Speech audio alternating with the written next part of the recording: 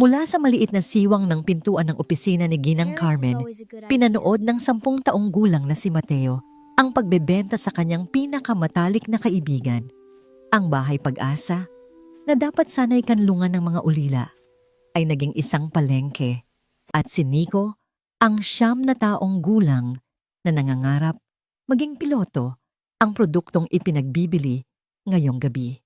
Sa loob ang ilaw, mula sa nag-iisang bombilya, ay nagbibigay ng madilaw na liwanag sa mukha ni Ginang Carmen, ang direktora ng ampunan. Nakangiti siya, isang ngangiting kailanman ay hindi umaabot sa kanyang mga mata. Sa tapat niya ay isang mag-asawang hindi pamilyar, isang lalaking may makapal na bigote at isang babaeng may suot na mamahaling alahas. Ang mahinang kaluskos ng mga lukot na papel, debangko ang tanging tunog na bumasag sa katahimikan habang inililipat ng lalaki ang isang makapal na sobre sa mga kamay ni Ginang Carmen. Mabait na bata si Nico? Sabi ni Ginang Carmen, ang kanyang boses ay malambing ngunit may bahid ng kasinungalingan. Masisipag at higit sa lahat masunurin, hindi kayo magsisisi. Napatingin si Mateo kay Nico na nakatayo sa tabi ng mesa. Ang mga maliliit niyang kamay ay nanginginig habang hawak ang laylayan ng kanyang lumang damit. Ang mga mata nito, na dati laging puno ng pangarap tungkol sa mga eroplanong papel, ay ngayoy puno ng takot at pagkalito. Tumingin si Nico sa direksyon ng pinto, tila alam na nandoon si Mateo, isang tahimik na pagsusumamo ang mababasa sa kanyang mukha. Gustong sumigaw ni Mateo, gustong pumasok at kaladkarin palayo ang kaibigan, ngunit nanigas ang kanyang katawan. Alam niya ang batas ng Bahay Pag-asa, ang manahimik ay ang tanging paraan para mabuhay. Kinuha ng babae ang kamay ni Nico. "Halika na anak," sabi nito, ngunit ang salitang anak ay parang laso na lumabas sa kanyang bibig. Dinala nila si Nico palabas ng opisina palayo sa nag-iisang taong maituturing niyang pamilya. Bago sila tuluyang mawala sa pasilyo, lumingon si Nico sa huling pagkakataon. Walang luhang pumatak, tanging isang basag na pangako ang nakita ni Mateo. Sa mga mata ng kaibigan ang pangako nilang sabay na tatakas balang araw. Nang mawala na sila sa paningin, dahan-dahang isinara ni Mateo ang pinto at umatras pabalik sa dilim ng pasilyo. Bawat hibla ng kanyang pagkatao ay gustong umiyak ngunit pinigilan niya. Ang mga luha ay senyales ng kahinaan dito. Sa halip, isang malamig na galit ang gumapang sa kanyang dibdib. Hindi ito pag-aampon. Ito ay isang transaksyon. At ngayon, alam niyang nabawasan na naman ng isa ang mga produkto sa ampunan. Ang Bahay Pag-asa ay isang lumang gusaling amoy konkreto at chlorine. Ang mga pader ay kulay abo, laging mamasa-masa, at ang hangin ay mabigat sa hindi masambit na kalungkutan. 40 bata ang nagsisiksikan sa mga dormitoryo, natutulog sa mga bakal na kama na may manipis na kutsyon. Ang pagkain ay laging bitin at ang parusa ay mabilis at malupit para sa sino mang maglakas loob na magreklamo. Ang pinuno ng lahat ng ito ay si Ginang Carmen, isang babaeng nasa edad 50 na laging nakangiti kapag may mga bisita mula sa gobyerno o mga nagbibigay ng donasyon. Tinatawag niya ang mga bata na aking mga anghel. Ngunit kapag sarado na ang mga pinto, nawawala ang nangiti at lumalabas ang tunay na kulay ng kanyang pagkatao, isang negosyanteng walang puso. Ang kanyang kanang kamay ay si Victor, isang malaking lalaki na may peklat sa pisngi at mga matang laging galit. Si Victor ang tagapagpatupad ng batas. Ang kanyang mabibigat na kamay ang nagpapatikim ng disiplina sa mga pasilyo at ang kanyang boses ang nagpapatahimik sa anumang bulong ng pag-aaklas. Natutunan ng mga bata na iwasan ang kanyang tingin at umiwas sa kanyang dinaraanan. 5 taon na si Mateo sa Bahay Pag-asa mula nang mamatay ang kanyang mga magulang sa isang aksidente sa minahan. Wala siyang ibang kamag-anak kaya walang naghahanap sa kanya. Mabilis niyang natutunan ang mga hindi nakasulat na alituntunin. Huwag magtanong tungkol sa mga batang bigla na lang nawawala. Huwag magreklamo tungkol sa pagkain. Maging invisible. Ngunit ang pagkawala ni Nico ay iba. Si Nico ang kanyang kakampi ang kasama niya sa pagbuo ng mga eroplanong papel na pinapalipad nila mula sa bintana ng dormitoryo, simbolo ng kanilang pangarap na makalaya.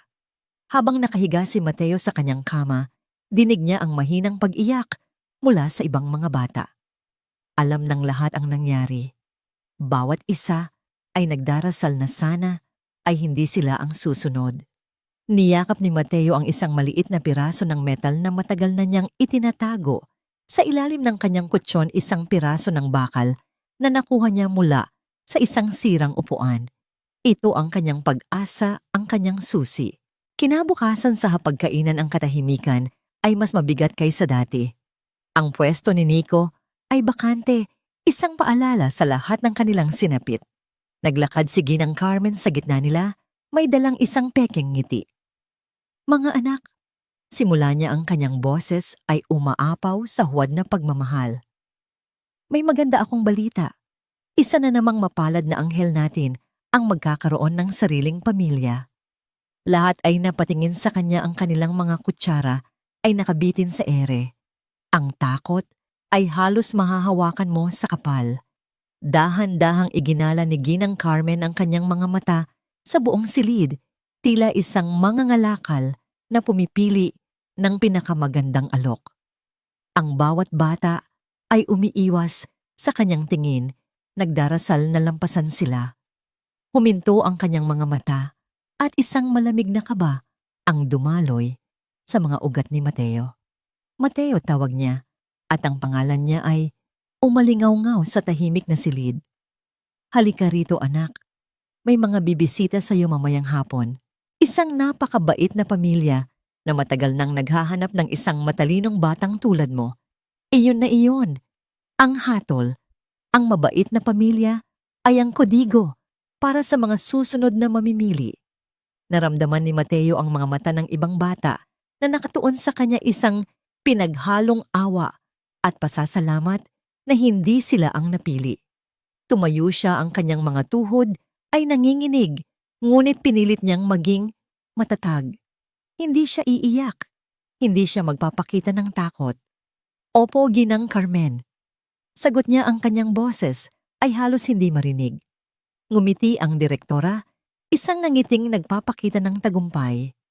Mabuti. Magbihis ka ng maayos. Ayokong mapahiya sa mga bisita. Sa buong maghapon, kumilos si Mateo na parang isang robot. Ginawa niya ang kanyang mga gawain, ngunit ang kanyang isip ay lumilipad nagpaplano. Wala ng oras.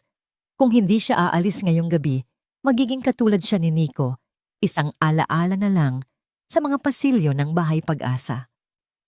Nang tuluyang bumagsak ang gabi at ang ulan ay nagsimulang pumatak sa mga bubong na yero, alam ni Mateo na ito na ang tamang pagkakataon.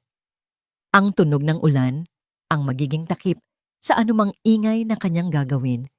Hinintay niyang marinig ang mabibigat na yabag ni Victor sa huling pag-iikot nito at ang pag-click ng kandado sa pinto ng dormitoryo. Dahan-dahan siyang bumangon mula sa kanyang kama, hawak ang piraso ng metal. Naglakad siya ng walang ingay papunta sa banyo sa dulo ng pasilyo, isang lugar na bihirang puntahan sa gabi dahil sa sirang gripo at malamig na simoy ng hangin. Iyon ang bintanang matagal na niyang pinag-aaralan, isang maliit na bintanang may mga rehas na kinakalawang na at isang sira-sirang trangka. Isinuksok niya ang dulo ng metal sa siwang ng trangka. Ang kanyang mga kamay ay nanginginig, hindi lang dahil sa lamig, kundi dahil sa takot. Pinikit niya ang kanyang mga mata at inalala ang mukha ni Nico. Ang alaala ng kaibigan ang nagbigay sa kanya ng lakas. Nagsimula siyang kumilos. Isang matinis na tunog ng kumikiskis na metal sa kalawang ang bumasag sa katahimikan ng gabi. Mas malakas kaysa sa inaasahan niya. Napahinto siya, pinakiramdaman ng paligid, ang kanyang puso ay dumadagundong sa kanyang dibdib. Ngunit tanging ang lagaslas ng ulan ang kanyang narinig. Ipinagpatuloy niya ang pagkayod.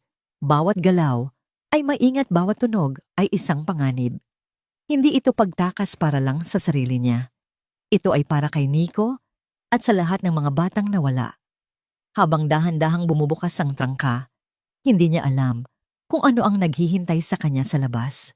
Ngunit isang bagay ang sigurado, anumang panganib sa labas ay mas mabuti kaysa sa tiyak na kapahamakang naghihintay sa kanya sa loob ng mga pader ng bahay pag-asa. Isang nakabibinging kalansing ang umalingaw-ngaw nang tuluyang bumigay ang kinakalawang na trangka. Huminga ng malalim si Mateo, itinulak ang bintana at isang bugso ng malamig at basang hangin ang sumalubong sa kanya amoy lupa at kalayaan. Sapat lang ang siwang para makalusot ang kanyang payat na katawan. Walang alinlangan ipinasok niya ang kanyang mga binti at ramdam niya ang magaspang na pader sa kanyang likuran. Pagkatapos ay ang kanyang katawan at sa huli, ang kanyang ulo. Bumagsak siya sa malambot na putik sa labas. Ang tunog ng kanyang pagbagsak ay sinabayan ng malakas na kulog.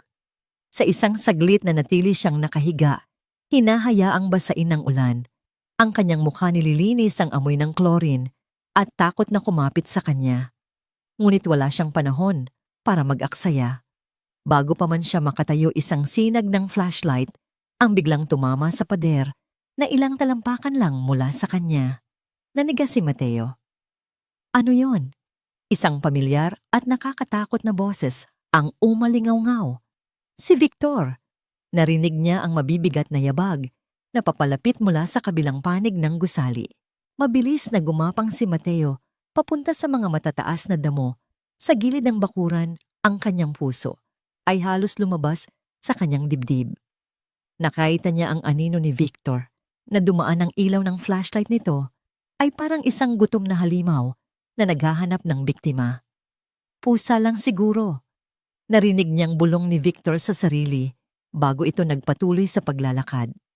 Naghintay si Mateo hanggang sa mawala ang anino bago siya dahan-dahang gumapang patungo sa mababang pader na nagsisilbing hangganan ng ampunan.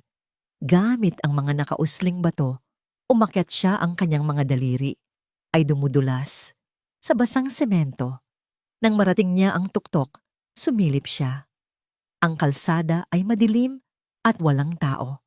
Tumalon siya, bumagsak sa isang tumpok ng mga basang dahon na nagpahina sa kanyang pagbagsak. Hindi siya lumingon. Tumakbo siya. Tumakbo siya na parang hinahabol ng lahat ng demonyo mula sa kanyang nakaraan. Ang kanyang mga paang nakayapak ay lumulusong sa mga putik at matutulis na bato. Ang kanyang hininga ay naghahabol at ang kanyang mga baga ay nag-aapoy. Tumakbo siya palayo sa mga pamilyar na kalye, palayo sa mga ilaw ng bayan, at sumunod sa isang lumang riles ng tren na alam niyang patungo sa mga bundok, isang lugar na malayo, isang lugar kung saan hindi siya mahahanap ni Ginang Carmen. Ang ulan ay walang tigil at ang kanyang manipis na damit ay basang-basa na nagnanakaw ng init mula sa kanyang katawan. Nagsimula siyang manginig, ngunit hindi siya tumigil. Ang bawat hakbang ay isang pagtanggi sa buhay na gusto nilang ibigay sa kanya. Bawat patak ng ulan ay isang paalala ng mga luhang hindi niya iniyak. Pagkaraan ng tila walang katapusang oras ng paglalakad at pagtakbo, nagsimula ng sumikat ang araw, isang maputlang kulay abo, na liwanag na tumagos sa makapal na ulap. Narating niya ang paanan ng mga bundok kung saan ang riles ay nawawala sa matataas na damo. Doon sa ibaba ng isang bangin, nakita niya ang isang tanawing parehong nakakatakot at kamangha-mangha ang kalansay ng isang abandonadong bayan ng minahan. Mga bahay na gawa sa bato na may mga guhong bubong, isang simbahan na walang kampana at mga kahoy na istruktura na kinain na ng panahon. Ito ang mga kwentong naririnig niya mula sa mga matatandang tagalinis sa ampunan, isang bayang dating masagana, ngunit iniwan ng maubos ang mga mina. Isang bayan ng mga multo. Para sa isang batang tumatakas, ang isang bayan ng mga multo ay parang isang paraiso. Maingat siyang bumaba sa isang makitid at madulas na daan patungo sa bayan. Ang katahimikan ay nakabibingi, tanging ang tunog lang ng hangin na humuhuni sa mga sirang bintana ang maririnig. Ang mga kalye ay tinubuan na ng mga ligaw na damo at ang mga pintuan ay nakabukas, nag-aanyaya sa wala. Naghahanap siya ng masisilungan, pumapasok sa bawat bahay, Ngunit lahat ay delikado. Ang mga sahig ay marupok at ang mga bubong ay anumang oras ay maaring bumagsak. Habang papalubog ang araw, pinipinta ang kalangitan ng kulay kahel at lila. Ang pag-asa ni Mateo ay nagsimulang maglaho, kasabay ng liwanag. Ang lamig ay mas matindi na ngayon at ang kanyang tiyan ay kumakalam sa gutom. Nang malapit na siyang sumuko at maghanap na lang ng sulok para magkubli, may isang bagay na nakakuha ng kanyang pansin sa dulo ng bayan sa may kakahuyan. Hindi ito isang bahay na bato o isang istrukturang kahoy. Ito ay isang bagay na makinis at kurbado, bahagyang natatabunan ng lupa at mga baging. Lumapit siya, ang kanyang pag-usisa ay mas malakas kaysa sa kanyang pagod. Habang inaalis niya ang mga gumagapang na halaman, isang pamilyar na hugis ang lumitaw ang bubong ng isang sasakyan. Isang luma at eleganteng kotse, kulay asul, na kumikinang pa rin sa ilalim ng dumi. Halos buong katawan nito ay nakalubog sa lupa, na para bang nilamon ito ng kalikasan sa paglipas ng mga taon. Tanging ang bubong at ang mga bintana sa likuran ang nakalabas. Isang hindi maipaliwanag na puwersa ang nagtulak sa kanya. Gamit ang kanyang mga kamay, nagsimula siyang maghukay sa paligid ng pinto. Sa gilid ng draper, inaalis ang siksik na lupa at maliliit na ugat. Ang kanyang mga kuko ay nasira at ang kanyang mga daliri ay nagdugo, ngunit hindi siya tumigil. Ito na ang kanyang huling pag-asa. Pagkaraan ng halos isang oras na tila isang buong araw, sa wakas ay nalantad ang hawakan ng pinto. Hinila niya ito ng buong lakas. Sa una hindi ito gumalaw. Hinila niya muli gamit ang bigat ng kanyang buong katawan at isang mahabang kalawangin na tunog ang umalingaw-ngaw. Bumukas ang pinto. Isang amoy ng lumang katad-alikabok at panahong huminto ang sumalubong sa kanya. Sumilip si Mateo sa loob at ang kanyang mga mata ay nanlaki sa pagkamangha. Ang loob ng kotse ay perpektong napreserba. Ang mga upuan na gawa sa kayumangging katad ay makintab pa. Ang dashboard na gawa sa barnisadong kahoy ay sumasalamin sa huling sinag ng papalubog na araw. Ngunit hindi lang iyon. Sa upuan sa likod may isang kumot na hinabis sa kamay, puno ng makukulay na disenyo. Sa ibabaw nito ay may mga laruan, mga sundalong gawa sa tinggang mga holen at isang kabayong kahoy na inukit ng may pambihirang detalye. Sa sahig, may mga aklat na nakabalot sa tela. Binuksan niya ang glove compartment. Sa loob may isang litrato ng isang pamilya, isang eleganteng lalaki, isang magandang babae, at sa pagitan nila, isang batang lalaki na nakangiti ng buong puso, isang ngiting puno ng purong kaligayahan. 10 taong gulang katulad niya. Sa ilalim ng litrato, may isang maliit na sobre.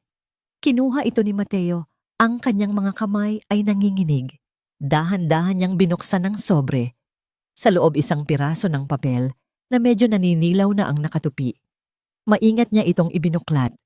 Ang sulat kamay ay elegante at puno ng pagmamahal. Para sa aming pinakamamahal na anak, Alejandro, basa niya sa isip.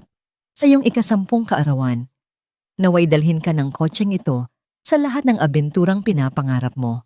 Nagmamahal ng buong puso. Itay at Inay Mayo, 15, 1930. Umupo si Mateo sa upuan ng draper, hawak ang litrato, at ang sulat ang kanyang mga daliri ay marahang dumadampi sa mga salitang isinulat para sa ibang bata sa ibang panahon. Ang nangiti ng batang si Alejandro sa litrato ay parang isang saksak sa kanyang puso, isang dalisay na kaligayahang hindi niya kailanman naranasan. At doon sa katahimikan ng isang abandonadong kotse, sa gitna ng isang bayang kinalimutan na ng panahon, ang mga luhang matagal na niyang pinigilan ay nagsimulang bumuhos. Hindi ito isang mahinang pag-iyak. Ito ay isang hagulgol na nagmula sa kaibuturan ng kanyang kaluluwa, isang agos ng lahat ng sakit at pighati na kinimkim niya sa loob ng maraming taon. Umiyak siya para sa 5 taon ng kalungkutan at pag-iisa sa ampunan. Umiyak siya para sa kanyang mga magulang na kinuha ng dilim sa loob ng isang minahan na ang mga alaala ay unti-unti nang lumalabo sa kanyang isipan. Umiyak siya para kay Nico na ipinagbili na parang isang bagay na walang halaga. Ang kanyang mga pangarap ay marahil kasama ng ibinaon sa limot. At umiyak siya para sa lahat ng mga batang natutulog sa takot, hindi alam kung sila na ba ang susunod na mapalad na anghel na magkakaroon ng bagong pamilya. Ngunit higit sa lahat umiyak siya dahil sa wakas ay naintindihan niya kung ano ang tunay na nawala sa kanya. Hindi lang mga magulang, hindi lang kalayaan. Nawala sa kanya ang karapatang maramdaman na siya ay mahalaga, na ang kanyang kaarawan ay isang selebrasyon at na ang pagmamahal ng isang pamilya ay isang regalong kayang tumagal habang buhay. Ang kotse, ang mga laruan, ang sulat, lahat ng ito ay patunay ng isang buhay na dapat sanay para sa lahat ng bata. Isang buhay na ipinagkait sa kanya. Ang kanyang mga hikbi ay humalo sa tunog ng ulan na patuloy na bumabagsak sa bubong ng kotse, isang malungkot na himig para sa isang batang nawawala. Nang maubos na ang kanyang mga luha at tanging pagod na lang ang natira, isiniksik niya ang kanyang sarili sa upuan sa likod. Kinuha niya ang makulay na kumot na hinabi sa kamay. Mayroon itong mahinang amoy ng lavender at pagmamahal ng isang ina, mga amoy na halos hindi na niya matandaan. Binalot niya ang kanyang sarili dito. Ang init nito ay dahan-dahang gumapang sa kanyang nanlalamig na katawan. Sa unang pagkakataon, sa loob ng 5 taon, nakaramdam si Mateo ng kapayapaan. Isang uri ng kaligtasang hindi niya naramdaman kahit kailan sa loob ng mga pader ng Bahay Pag-asa. Hawak pa rin ang sulat at ang litrato ng pamilyang hindi niya nakilala. Dinala siya ng pagod sa mahimbing na pagtulog. Ang pangalang Alejandro ay umaling-aungaw sa kanyang isipan, isang pangalan na hindi niya alam ay magiging susi sa kanyang bagong buhay. Ang kotse ay hindi lamang isang kanlungan mula sa ulan. Ito ay isang pintuan patungo sa isang kinabukasang hindi niya kailanman pinangarap na posible. Nagising si Mateo sa sinag ng araw na tumatagos sa maruming salamin sa likuran ng kotse, nag-iiwan ng mga guhit ng liwanag sa lumang katad ng upuan. Sa isang saglit nalimutan niya kung nasaan siya. Inaasahan niyang marinig ang tunog ng kampana ng ampunan o ang sigaw ni Victor. Ngunit ang bumati sa kanya ay ang huni ng mga ibon at ang banayad na simoy ng hangin. Niyakap niya ang kumot. Doon sa tabi niya, naroon pa rin ang mga laruan ni Alejandro, ang kabayong kahoy, ang mga sundalo, mga tahimik na saksi sa kanyang pagdating. Isang kakaibang pakiramdam ng pag-aari ang gumapang sa kanya. Ang kotseng ito, sa loob ng isang gabi, ay naging mas tahanan kaysa sa 5 taon niya sa Bahay Pag-asa. Dahan-dahan siyang lumabas. Sa liwanag ng umaga, ang abandonadong bayan ay hindi na gaanong nakakatakot. Nakita niya ang mga bakas ng dating kasaganaan nito. Isang eskwelahang may mga pisara pa sa dingding. Isang butikang may mga bote ng gamot na puno ng alikabok at isang balon na, sa kanyang pagkagulat, ay mayroon pa ring malinaw na tubig. Ginamit niya ang kanyang damit para salain ng ilang dahon at uminom hanggang sa mabusog. Hindi nagtagal nakahanap siya ng mga puno ng prutas na patuloy na namumunga sa kabila ng pag-abandona. Maliliit ngunit matatamis na mangga, mga puno ng saging at mga ligaw na bayabas. Ito ay sapat na para sa isang batang nagugutom. Ngunit habang abala siya sa pagkuha ng mga prutas, isang pamilyar na tunog ang nagpatigil sa kanya, ang ugong ng isang makina. Hindi lang isa, kundi marami. Mabilis siyang tumakbo, pabalik sa kanyang taguan. Ang kanyang puso ay muling kumabog ng mabilis. Mula sa siwang ng bintana ng kotse na natatakpan ng mga baging sumilip siya. Ang kanyang pinakamasamang kinatatakutan ay nagkatotoo. 2 puting van na may logo ng Bahay Pag-asa sa gilid ang dahan-dahang gumagapang sa bakubakong daan papasok sa bayan. Bumukas ang mga pinto at lumabas si Victor kasama ang 4 pang malalaking lalaki. Imposibleng nakalayo na ang batang yon. Narinig niyang sigaw ni Victor, ang kanyang boses ay umalingaw-ngaw sa katahimikan. Halughugin ang bawat sulok. Gusto ni Ginang Carmen na makuha siya bago pa man may makaalam na nawawala siya. Nagsimulang kumilos ang mga lalaki, sistematikong sinusuyod ang bawat guhong bahay, sumisigaw ng kanyang pangalan, nagbabanta ng parusa. Mateo, lumabas ka na riyan. Sigaw ng isa. Mas magiging madali para sa'yo kung susuko ka. Napaurong si Mateo sa loob ng kotse, ang kanyang paghinga ay halos pigil. Ang bawat sigaw ay parang martilyong pumupukpok sa kanyang dibdib. Naramdaman niya ang malamig na metal ng pinto sa kanyang likuran, ang tanging bagay na naghihiwalay sa kanya mula sa kanila. Isang lalaki ang dumaan malapit sa kanyang pinagtataguan. Napahinto ito at sinipa ang isang gumulong na lata. Sa sobrang lapit nakita ni Mateo ang putik sa bota nito. Hindi siya humihinga. Ngunit ang kotse na halos kalahati ng nalibing sa lupa at natatakpan ng mga halaman ay hindi nila napansin. Ito ay naging bahagi na ng tanawin. Pagkaraan ng 2 oras na para kay Mateo, ay isang buong buhay nagsimula nang sumuko ang mga lalaki. Wala siya rito, Victor, sabi ng isa. Baka naligaw na sa gubat o kinain ng kung anong hayop. Hindi, sagot ni Victor, ang kanyang boses ay puno ng pagkadismaya. Hindi mamamatay basta-basta ang batang yon, masyadong malaki ang halaga niya. Narinig ni Mateo ang mga salitang yon at isang pait ang kanyang naramdaman. Halaga. Iyon lang ang tingin nila sa kanya. Isang produkto. Babalik tayo, deklara ni Victor habang sumasakay sila pabalik sa mga van.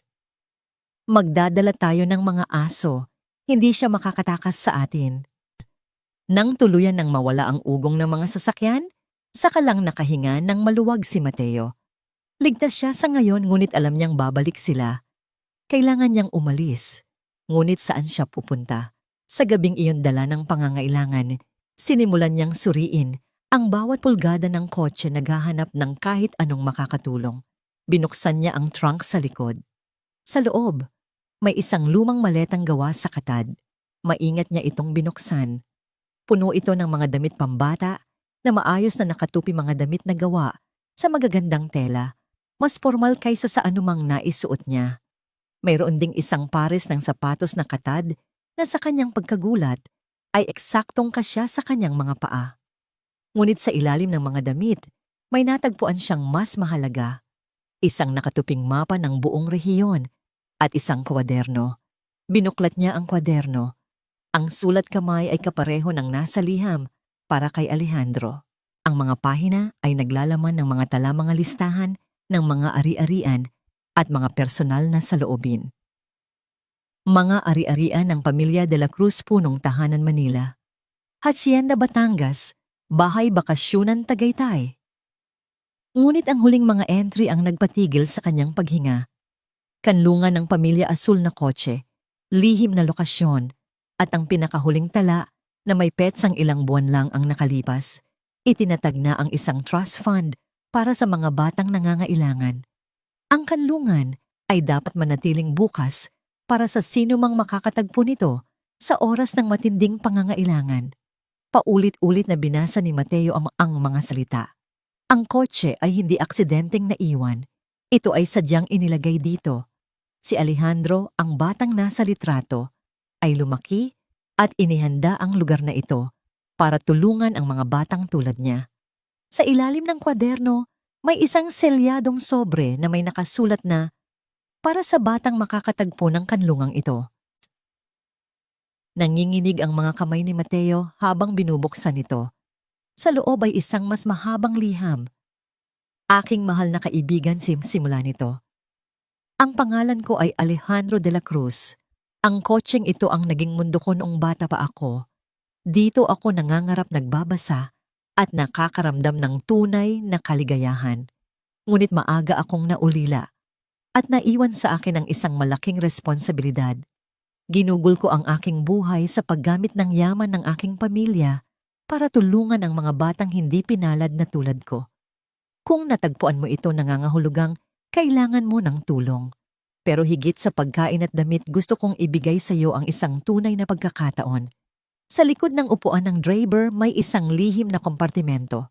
Sa loob, makikita mo ang mga dokumento at pera. Higit sa lahat, makikita mo ang pangalan ng isang taong mapagkakatiwalaan mo, isang abogado sa Manila na tutulong sa iyong gamitin ang pondong inilaan ko para sa mga ulilang tulad mo. Isa lang ang hiling ko. Kapag hindi mo na kailangan ang tulong na ito, ipasa mo ito sa iba. Tulungan mo ang isa pang bata na nasa iyong sitwasyon. Nagmamahal, Alejandro. Agad na hinanap ni Mateo ang lihim na kompartimento. Sa likod ng upuan, isang panel na bahagyang nakaangat ang kanyang natagpuan. Nang buksan niya ito, isang makapal na sobre ang kanyang nakita.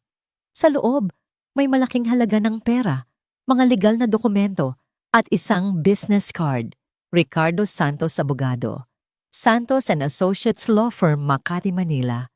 Sa unang pagkakataon mula nang tumakas siya, hindi lang pag-asa ang naramdaman ni Mateo. Naramdaman niya ang isang plano, isang daan. Ngunit ang daang ito ay mapanganib. Ang pagpunta sa Manila ay nangangahulugang paglalakbay sa hayag kung saan maaring nag-aabang ang mga tauhan ni Ginang Carmen. Ang pagtitiwala sa isang abogadong hindi niya kilala ay isang malaking sugal. Hinawakan niya ang business card. Sa isang panig ay ang panganib at kawalan ng katiyakan. Sa kabilang panig ay ang pangako ng isang bagong buhay, isang pamana, mula sa isang taong hindi niya nakilala. Ngunit naintindihan ang kanyang paghihirap. Tumingin siya sa labas sa madilim na gabi. Alam niyang babalik si Victor. Hindi siya maaaring manatili rito magpakailanman. Kinabukasan kailangan niyang magpasya. At ang desisyong yon ang magtatakda ng kanyang kapalaran. 2 araw ang inabot ng paglalakbay ni Mateo patungong Maynila. Isang paglalakbay na pinaghalong takot at determinasyon. Suot ang pinakamatinong damit mula sa maleta ni Alejandro, isang puting polo at pantalon, na medyo maluwag mukha siyang isang batang galing sa disenteng pamilya, hindi isang takas. Itinago niya ang pera at mga dokumento sa ilalim ng kanyang damit. Ang bawat kaluskos ng papel ay nagpapaalala sa kanya ng bigat ng kanyang misyon. Sumakay siya ng mga bus na paprobinsya, laging umuupo sa likuran ang kanyang mga mata, ay laging alerto, hinahanap ang anumang pamilyar na mukha o ang anino ng puting van ng ampunan. Nang sa wakas ay marating niya ang Maynila, ang ingay at gulo ng syudad ay halos magpabagsak sa kanya. Matatayog na gusali na tila umaabot sa langit, libu-libong taong nagmamadali at mga sasakyang walang katapusan. Para sa isang batang lumaki sa katahimikan ng probinsya at sa sapilitang kaayusan ng ampunan, ito ay isang ibang mundo. Natagpuan niya ang address ng Santos and Associates Law Firm sa isang mataas na gusali sa puso ng Makati, isang lugar na napapaligiran ng salamin at bakal. Ang karangyaan nito ay nagbigay sa kanya ng kaba. Paano siya paniniwalaan ng isang taong nagtatrabaho sa ganitong lugar? Humigpit ang hawak niya sa business card. Ito na. Walang atrasan. Pumasok siya sa lobby na may sahig na marmol na kumikinang. Ang aircon ay malamig kaiba sa alinsangan sa labas. Lumapit siya sa isang babaeng nasa likod ng isang malaking mesa, ang sekretarya. Ang babae na may suot na salamin at formal na kasuotan ay tiningnan siya mula ulo hanggang paa, isang tingin ng pagtataka at bahagyang pagkainis. Anong kailangan mo, bata? Tanong nito, ang boses ay mataray. Naliligaw ka ba? Wala ritong candy. Hinahanap ko po si Attorney Ricardo Santos. Sabi ni Mateo, pinipilit na maging matatag ang kanyang boses. May importante po akong sasabihin sa kanya. Tinaasan siya ng kilay ng sekretarya. May appointment ka ba? Hindi basta-basta nakikipag-usap si Attorney Santos kahit kanino. Wala po, pero tungkol po ito kay G. Alejandro de la Cruz. Sa pagbanggit ng pangalan, biglang nagbago ang ekspresyon ng babae. Nawala ang pagkainis at napalitan ng pag-aalinlangan. Tinitigan niya si Mateo ng mas maigi. Sandali lang, sabi niya, at pumasok sa isang pinto na may nakaukit na pangalan sa ginto. Ilang sandali pa bumukas ang pinto. Isang lalaking nasa kalagitnaan ng edad ang lumabas. Matangkad na kasuot ng mamahaling suit at may mga matang matalas at mapanuri. Ito si Ricardo Santos. Hindi siya ngumiti. Ang kanyang mukha ay seryoso, halos walang emosyon. Sino ka? Tanong niya. Ang kanyang boses ay kalmado, ngunit may bigat ng awtoridad. Ako po si Mateo, sagot ng bata. Natagpuan ko po ang kotse. Ang mga mata ni Ricardo ay bahagyang nanlaki ngunit mabilis din itong nawala.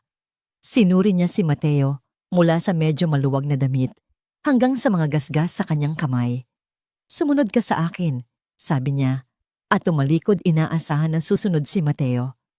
Ang opisina ni Ricardo ay malawak at napapaligiran ng mga aklat. Mula sa malaking bintana sa kanyang likuran, tanaw ang buong syudad. Umupo siya sa kanyang malaking silyang katad at itinuro ang upuan sa harap ng kanyang mesa. Umupo si Mateo, ang kanyang maliliit na paa ay hindi man lang umabot sa sahig. Sige, magsalita ka. Sabi ni Ricardo, magkasalikop ang mga kamay sa ibabaw ng mesa. Gusto kong marinig ang lahat, bawat detalye. Sa simula nanginginig ang boses ni Mateo.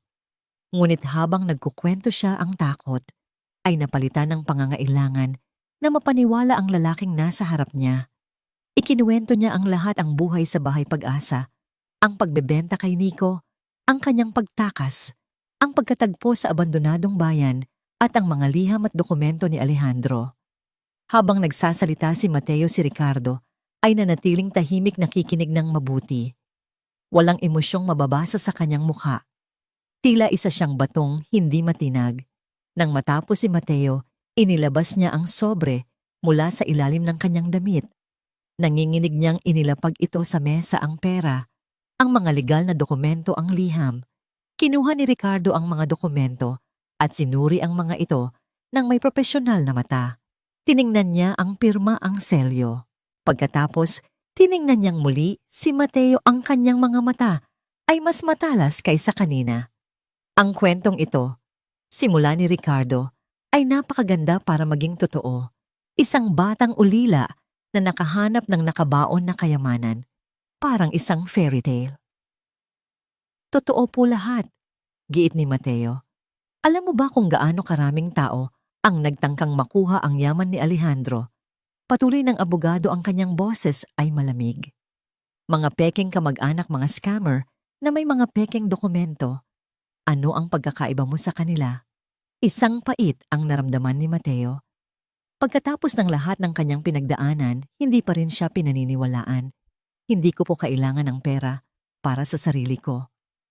Sabi ni Mateo, ang kanyang boses ay biglang tumatagpuno ng isang damdaming hindi inaasahan ni Ricardo.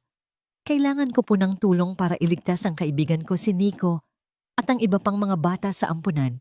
Kung ayaw niyo po akong paniwalaan, kunin niyo na lang ang pera at gamitin para sa kanila. Babalik na lang po ako sa pagtatago. Tumayo si Mateo, handa nang umalis. Ang kanyang maliit na katawan ay puno ng dignidad. Sa unang pagkakataon, isang bahagyang pagbabago ang nakita sa mukha ni Ricardo. Nakita niya ang katotohanan sa mga mata ng bata. Hindi kasakiman, kundi desperasyon at isang malinis na hangarin. Umupo ka, utos ni Ricardo, mas mahinahon na ngayon.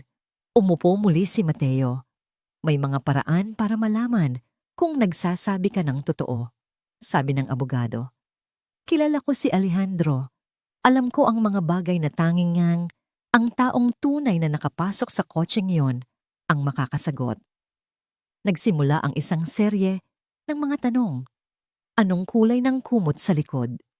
Makulay po, parang bahaghari. Anong laruan ang gawa sa kahoy? Isang kabayo po, may mga detalye sa ukit. Ano ang pamagat ng isa sa mga libro? Tumingin si Mateo sa malayo, inaalala. May isa po tungkol sa mga pirata. Treasure Island po yata. Bawat sagot ni Mateo ay tama. Bawat detalye ay tumutugma sa mga bagay na si Ricardo at Alejandro lang ang nakakaalam. Sa huli, huminga ng malalim si Ricardo at sumandal sa kanyang silya. Tinitigan niya si Mateo, hindi na bilang isang suspek, kundi bilang isang batang dumaan sa impyerno. Ako ay nangako kay Alejandro. Sabi ni Ricardo, ang kanyang boses ay puno na ngayon ng emosyon. Nangako ako na kapag dumating ang araw na ito, poprotektahan ko ang batang makakahanap ng kanyang pamana. At tutuparin ko ang pangakong yon. Isang malaking bigat ang nawala sa dibdib ni Mateo. Sa wakas, May isang nakatatandang naniwala sa kanya. Pero hindi ito magiging madali, babala ni Ricardo. Ang mga taong tulad ni Ginang Carmen ay mapanganib. Kailangan kitang ilagay sa isang ligtas na lugar habang inaayos ko ang lahat. Mayroon akong mga kliyente ang pamilya de la Cruz, isang mabuting mag-asawa na matagal nang kasama ni Alejandro. Sila ang pansamantalang mag-aalaga sa iyo. Tumango si Mateo ngunit may isa pa siyang tanong. Paano po si Nico? Huwag kang mag-alala, sabi ni Ricardo. At sa unang pagkakataon, isang maliit na ngiti ang sumilay sa kanyang mga labi. Bahagi na rin yan ng plano. Ngayon ang kailangan nating gawin ay siguraduhin muna ang iyong kaligtasan.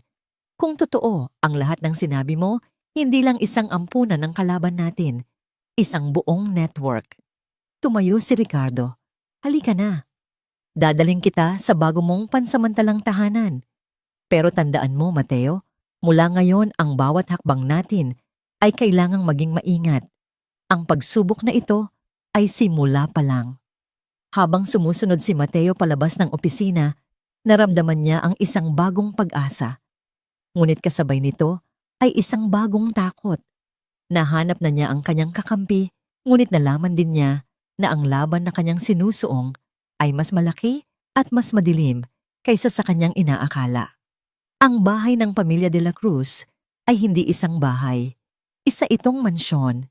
Nakatayo ito sa isang pribadong subdibisyon kung saan ang katahimikan ay binabantayan ng mga gwardiya at matataas na pader.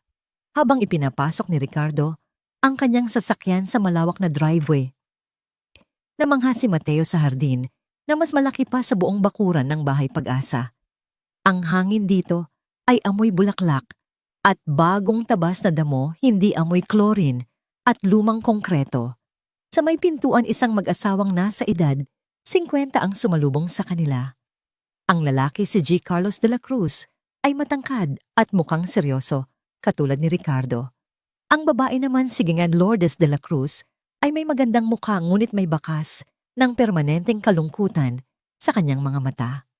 Nang makita ni Mateo ang babae, agad niyang naramdaman ang isang matinding emosyon mula rito. Bago pa man makapagsalita si Ricardo, lumapit si Ginang Lourdes kay Mateo at niyakap ito ng mahigpit. Diyos ko, sa wakas. Bulong nito ang kanyang boses ay nanginginig. Napakaliit mo. Nanigas si Mateo sa yakap. Ito ang unang pagkakataon sa loob ng 5 taon na may yumakap sa kanya, ngunit ang yakap ay hindi nagdulot ng kapanatagan. Sa halip naramdaman niya ang desperasyon ng babae na para bang siya ay isang bagay na matagal nang nawawala at ngayon ay natagpuan. Lourdes, dahan-dahan. Saway ni G. Carlos ang kanyang boses ay mahinahon ngunit may diin. Bumitaw si Ginang Lourdes ngunit ang kanyang mga kamay ay nanatili sa balikat ni Mateo. Ang kanyang mga mata ay sinusuri ang bawat detalye ng mukha ng bata. Kamukha mo siya. Bulong niya halos para sa sarili lang. Ang mga mata mo. Pumasok sila sa loob. Ang sahig ay gawa sa nagniningning na kahoy at ang mga muebles ay mukhang mamahalin. Ngunit sa kabila ng karangyaan, may isang kakaibang lamig sa loob ng bahay. Ang katahimikan dito ay hindi mapayapa. Ito ay mabigat puno ng hindi masambit na mga salita. Sa dingding may isang malaking portrait ng isang batang lalaki na nakangiti halos kasing edad ni Mateo. Ang nangiti nito ay kapareho ng kay Alejandro sa litrato. Maupo ka, Mateo, sabi ni G. Carlos itinuturo ang isang sofa.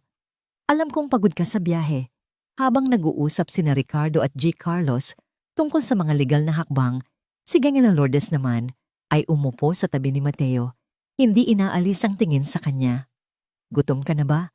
Nagluto ako ng adobo. Paborito iyon ng mga bata. Pagtatama niya sa sarili, ngunit huli na. Narinig ni Mateo ang pangalang muntik nang lumabas sa kanyang bibig. Ang hapunan ay isang pagsubok ng pagtitiis. Ang mesa ay mahaba at puno ng pagkain, ngunit ang hangin ay siksik sa tensyon. Si Mateo na sanay sa kaunting kanin at sabaw ay hindi alam kung paano kikilos. Kumain ka pa, iho. Sabi ni Jingle Lourdes, nilalagyan ng isa pang malaking sandok ng kanin ang kanyang plato. Kailangan mong lumakas. Napakapayat mo. Bawat kilos ni Mateo ay inoobserbahan. Bawat subo niya ay tinitingnan. Alam mo ba, simula ni Jingle Lourdes, si Roberto, ang anak namin.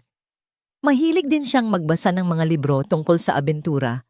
Katulad ng sabi ni Ricardo, na hilig mo. Mayroon kaming isang buong librarya. Pwede mong basahin lahat ng libro niya. Ang pangalang Roberto ay paulit-ulit na binabanggit isang anino na nakatayo sa pagitan nila. Naramdaman ni Mateo na hindi siya ang nakikita ni Ginningan Lourdes. Ang nakikita niya ay ang nawala niyang anak. Isa siyang pamalit, isang pansamantalang lunas sa isang sugat na hindi kailanman maghihilom. Si Giancarlos naman ay mas praktikal. Mateo, habang inaayos ni Ricardo ang mga papeles, ang pinakamahalaga ay ang iyong kaligtasan. Hindi ka maaaring lumabas ng bahay na ito. Naiintindihan mo ba? Tumango si Mateo. Ang pera mula sa trust fund ni Alejandro, patuloy ng lalaki, ay isang malaking responsibilidad. Gagamitin natin yon para tulungan ang mga batang sinasabi mo. Pero kailangan nating maging matalino. May mga plano na kaming ginagawa. Inagsasalita siya na parang isang negosyante sa isang business meeting, hindi isang amang kumakausap sa isang bata. Pagkatapos ng hapunan, dinala siya ni Gingal Lourdes sa kanyang magiging silid. Ito ay isang malaking kwarto na may malambot na kama at mga laruang nakadisplay sa estante. Ngunit malinaw na ang kwarto ay para sa ibang bata. May mga tropeyo ng basketball at mga poster ng kotse sa dingding. Ito ang kwarto ni Roberto. Sabi ni Jing Lourdes, ang kanyang boses ay halos pabulong. Sana magustuhan mo rito. Pwede mong laruin ang lahat ng gamit niya. Nang gabing iyon, hindi makatulog si Mateo. Ang lambot ng kama ay parang mga tinik. Ang katahimikan ng mansyon ay mas nakabibingi kaysa sa hilik ng 40 bata sa dormitoryo. Kinuha niya mula sa kanyang bulsa ang nag-iisang bagay na pag-aari niya talaga, isang maliit at kupas na litrato ng kanyang tunay na mga magulang na matagal na niyang itinatago. Tinitigan niya ang kanilang mga nakangiting mukha. Sila ang nakakakilala sa kanya bilang si Mateo, hindi bilang anino ng iba. Kinabukasan, lumala ang sitwasyon. Sinubukan ni Gingal Lourdes na turuan si Mateo magpiano. Ganito ang paboritong kanta ni Roberto. Sabi niya habang ginagabayan ang mga daliri ni Mateo sa mga teklado. Sa tanghalian, habang nagkukwento si Mateo tungkol sa mga eroplanong papel na ginagawa nila ni Nico, sumingit si Gingal Lourdes. Si Roberto din, pero ang sa kanya ay mga modelong eroplano na binubuo. May isa pa siyang hindi natapos. Gusto mo tapusin natin? Ang bawat salita, bawat kilos ay isang paghahambing. Nagsimulang makaramdam si Mateo ng galit. Hindi sa babae kundi sa sitwasyon. Tumakas siya sa isang kulungan para lang mapunta sa isa pa, isang kulungang gawa sa ginto, ngunit kulungan pa rin. Ang rurok ng lahat ay nangyari sa ikatlong araw. Naghahain si Gingal Lourdes ng merienda. May hawak siyang isang baso ng orange juice. Uminom ka muna, Roberto, bago ka magbasa. Sabi niya, ang kanyang boses ay malambing, hindi namamalayan ng kanyang pagkakamali. Ngunit para kay Mateo, ang pangalang iyon ay parang isang malakas na sampal. Isang sampal na gumising sa lahat ng kanyang sakit, galit at pagod. Bigla siyang tumayo, ang kanyang silya ay gumawa ng malakas na ingay sa kahoy na sahig. Nanginginig ang kanyang buong katawan. Hindi po ako si Roberto. Sigaw niya, ang kanyang boses ay basag at puno ng pait. Sa kanyang biglaang pagkilos, natabig niya ang baso sa kamay ni Gingal Lourdes. Ang orange juice ay tumapon sa puting carpet, parang isang mantsa ng dugo. Ang baso ay nabasag sa sahig, ang tunog ay umalingaw-ngaw sa tahimik na bahay. Parehong natigilan sina Gingal Lourdes at ang kararating lang na si G. Carlos. Nakatayo sila roon, tulala sa galit at sakit sa mukha ng bata. Hindi ako siya, tulit ni Mateo. At sa pagkakataong ito, ang mga luha ay bumuhos na mula sa kanyang mga mata. Ang pangalan ko ay Mateo. Mateo. Tumalikod siya at tumakbo.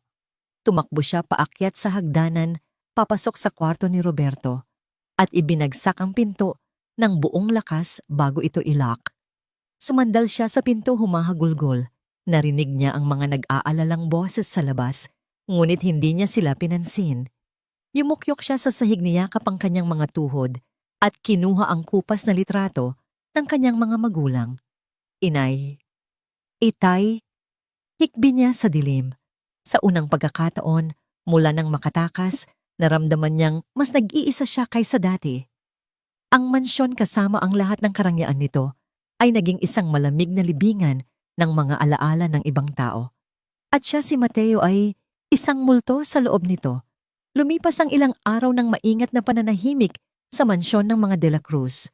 Ang sigaw ni Mateo at ang basag na salamin ay bumasag hindi lang sa katahimikan, kundi pati na rin sa pekeng pagpapanggap na bumabalot sa kanila. Ang mga almusal ay tahimik, ngunit hindi na ito ang mabigat na katahimikan ng dati. Ngayon ito ay isang katahimikang may kasamang pag-unawa. Si Gianelli Lourdes ay hindi na sinusubukang punan ang bawat sandali ng mga alaala ni Roberto. Sa halip tinitingnan niya si Mateo ng may bagong mata, isang tingin ng pag-aalala. Para sa bata mismo, hindi para sa anino ng kanyang nawalang anak. Ang pagbabago ay nabasag isang hapon sa pagdating ni Ricardo Santos. Ang kanyang mukha ay seryoso, gaya ng dati, ngunit may bagong liwanag sa kanyang mga mata nang tumingin siya kay Mateo. Tama ka sa lahat, Mateo, sabi ni Ricardo habang inilalapag ang isang folder sa mesa. Kinumpirma ng mga investigador ko, ang Bahay Pag-asa ay isang front. Si Ginang Carmen ay may malalim na koneksyon sa human trafficking.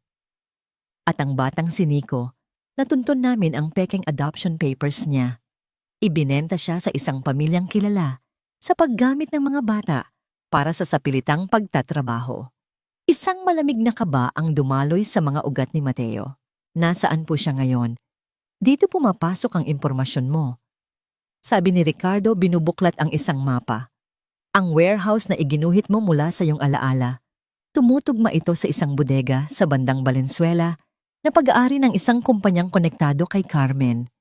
Naniniwala kami na doon nila dinadala ang mga bata bago sila ipadala sa kanilang mga destinasyon. Malamang, nandoon si Nico. Isang apoy ng pag-asa ang biglang nagliyab sa dibdib ni Mateo. Pag-asa na may kasamang matinding pagnanais na kumilos. Kailangan po natin siyang kunin. At kukunin natin siya. Pagsang-ayon ni G. Carlos na kanina patahimik na nakikinig. Ricardo, nakausap mo na ba si Major Santos? Oo, sagot ng abogado. Mayroon akong pinagkakatiwalaang unit sa pulisya. Handa silang kumilos. Pero kailangan nating maging maingat. Isang maling galaw lang at maaaring ilipat nila ang mga bata.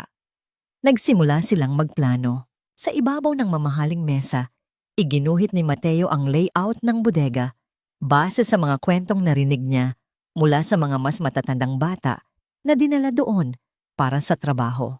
Ang mga entrada ang lokasyon ng opisina, ang bilang ng mga bantay, namangha ang mga lalaki sa talas ng kanyang memorya. Magaling, Mateo, sabi ni Major Santos nang dumating ito para sa huling pag-uusap. Pero sa gabi ng operasyon, kailangan mong manatili rito kasama si Gengar Lourdes. Delikado ito. Umiling si Mateo, ang kanyang mga mata ay nagpapakita ng isang determinasyong hindi matitinag. Hindi po. Kailangan ko pong sumama. Mateo, hindi pwede. Mahinahong sabi ni Gang Lourdes, hinahawakan ang kanyang braso. Kailangan po. Giit ni Mateo, ang kanyang boses ay nanginginig. Ako lang po ang makakakilala sa lahat ng bata mula sa ampunan. Paano kung may maiwan? Paano kung hindi nila makita si Nico? Kasalanan ko po kung bakit siya nandoon. Dapat lang na ako ang sumundo sa kanya. Nagkatinginan ng mga matatanda. Nakita nila sa mga mata ng bata, hindi ang pagiging pasaway, kundi ang bigat ng isang responsibilidad na hindi dapat pasan ng isang 10 taong gulang. Sige, pumayag si Major Santos pagkatapos ng mahabang katahimikan. Pero mananatili ka sa loob ng sasakyan kasama ang isang pulis. Hindi ka bababa. Maliwanag. Tumango si Mateo, ang kanyang puso ay kumakabog sa pag-asa at takot. Kinagabihan ng operasyon na iisinagawa. Ang convoy ng mga walang markang sasakyan ng pulis ay gumalaw ng tahimik sa madilim na mga kalye ng Valenzuela. Si Mateo ay nasa loob ng isang van kasama si Ricardo. Ang kanyang mga mata ay nakatutok sa papalapit na bodega, isang malaking bloke ng kalawangin na bakal at semento. Huminto sila sa isang madilim na eskinita. "Dito ka lang, Mateo, anumang mangyari?" Bili ni Ricardo bago bumaba. Mula sa bintana, pinanood ni Mateo ang mga anino ng mga pulis na gumagalaw nang mabilis at tahimik pumapalibot sa bodega. Pagkatapos sa isang senyas, sabay-sabay silang pumasok. Narinig niya ang malakas na kalabog ng sinirang pinto, sinundan ng mga sigaw. "Pulis dapa!" Ang mga sumunod na minuto ay isang malabong pagkakasunod-sunod ng mga ilaw ng flashlight, mga aninong tumatakbo, at mga boses na nag-uutos. Ang kanyang mga kamay ay nanlalamig habang mahigpit niyang hinahawakan ang laylayan ng kanyang damit. Bawat segundong lumilipas ay parang isang oras. Pagkatapos, nagsimula silang lumabas. Inilalabas ng mga pulis ang mga bata, 15 sa kanila. Mga bata na payat marumi at takot na takot. Ang ilan ay umiiyak ng tahimik. Ang iba ay tulala lang, ang kanilang mga mata ay walang buhay. Nakilala niya ang ilan sa kanila mula sa Bahay Pag-asa. Ang kanyang mga mata ay desperadong naghahanap. Bawat mukha, bawat anino. "Nico, nasaan si Nico?" Bulong niya. Isa sa mga batang babaeng inilabas. Marahil ay 12 taong gulang at may matapang ngunit takot na mga mata ay napatingin sa direksyon niya. Nakilala siya ni Mateo. Siya si Mia, isa sa mga mas matatandang bata sa ampunan na laging may mapang-uyam na ngiti. Lumabas si Ricardo. Mula sa bodega ang kanyang muka ay seryoso. "Nakuha natin sila, Mateo. Ligtas na ang 15 bata." "Si Nico po?" tanong ni Mateo. Ang kanyang boses ay halos hindi marinig. "Nakita niyo po ba si Nico?" Nag-iwas ng tingin si Ricardo. "Wala siya rito, iho. Hinanap namin sa bawat sulok." Ang mga salitang iyon ay parang isang suntok na nag-alis ng hangin sa kanyang mga baga. Hindi pwede. Bumukas ang pinto ng van. Hindi niya napigilan ang sarili. Tumakbo siya palabas patungo sa bodega, hindi pinapansin ang mga tawag ni Ricardo. Pumasok siya sa loob. Ang lugar ay amoy kalawang at sama ng panahon. Nakita niya ang maliliit na kutsyon na nakakalat sa sahig, mga plato na may tira-tirang pagkain. Ito ay isang kulungan. "Nico!" Sigaw niya. Ang kanyang boses ay umalingaw-ngaw sa malawak at walang laman na espasyo. "Nico?" Ngunit tanging ang kanyang sariling boses ang bumalik sa kanya. Napaluhod si Mateo sa maruming semento. Ang lakas ay biglang nawala sa kanyang mga binti. Nabigo siya. Masyado silang nahuli. Ang pag-asang nagpalakas sa kanya sa loob ng maraming araw ay biglang naglaho na palitan ng isang itim na butas ng kawalan ng pag-asa at pagsisisi. Sinuntok niya ang sahig, isang tahimik at desperadong iyak ang kumawala sa kanya. "Huli na kami. Huli na ako." Habang nakaluhod siya roon, naramdaman niyang may isang aninong tumayo sa kanyang tabi. Inangat niya ang kanyang luha ang mga mata. Nakatayo roon si Mia, ang batang babaeng may matapang na mga mata. Ang kanyang mukha ay marumi, ngunit ang kanyang tingin ay malinaw. "Wala na siya rito," sabi ni Mia. Ang kanyang boses ay mahina, ngunit matatag. "Kahapon pa nila kinuha. Siya lang ang kinuha." Tumingin si Mateo sa kanya, isang kislap ng atensyon ang bumalik sa kanyang mga mata. Saan-saan nila siya dinala? Nag-atubili si Mia sandali, tila tinatansya kung mapagkakatiwalaan ba niya si Mateo. Pagkatapos, huminga siya ng malalim. "Narinig ko ang usapan ng mga bantay," bulong niya. "May sinabi silang farm sa Batangas." Ang biyahe pabalik sa mansyon ay nababalot ng isang mabigat na katahimikan. Ang tagumpay ng pagliligtas sa 15 bata ay natabunan ng kabiguan sa hindi pagkakahanap kay Nico. Nakaupo si Mateo sa pagitan ni G. Carlos at Ningon Lourdes. Sa likod ng sasakyan, ang kanyang tingin ay nakatutok sa labas, ngunit wala siyang nakikita. Paulit-ulit na umuugong sa kanyang isipan ang mga salita ni Mia Farm.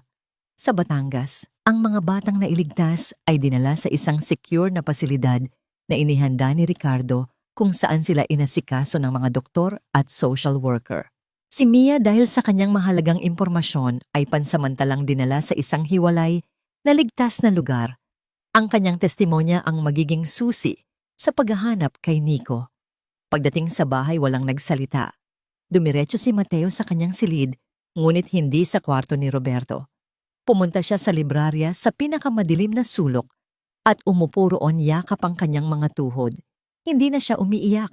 Napalitan na ng isang malamig at matigas na determinasyon ang kanyang pagdadalamhati. Hindi pa tapos ang laban. Kinaumagahan tila isang bagyo ang paparating.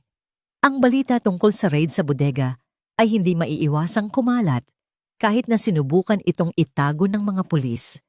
May mga impormante sa loob ng kapulisan at alam ni Ricardo na aabot ito sa mga tainga ni Ginang Carmen. At ganoon nga ang nangyari. Tanghali pa lang tumawag ang hepe ng security ng subdivision kay G. Carlos. Sir, may 2 lalaking kahina-hinala na nakaparada sa labas ng gate. Kanina pa sila dyan tinitingnan ang bawat sasakyang pumapasok at lumalabas. Agad na kinabahan ang lahat. Mula sa bintana sa itaas, maingat na sumilip si Mateo. Sa di kalayuan nakita niya ang isang itim na kotse. Hindi niya makita ang mga mukha ngunit alam niya sa kanyang kalooban kung sino sila. Mga tauhan ni Carmen, nahanap na nila siya. Ilang minuto pa tumunog ang telepono ni Ricardo. Isang unknown number. Sinagot niya ito at inilagay sa speaker mode para marinig ng lahat. Sino to? Tanong ni Ricardo. Ang kanyang boses ay kalmado. Isang magaspang na tawa ang narinig mula sa kabilang linya.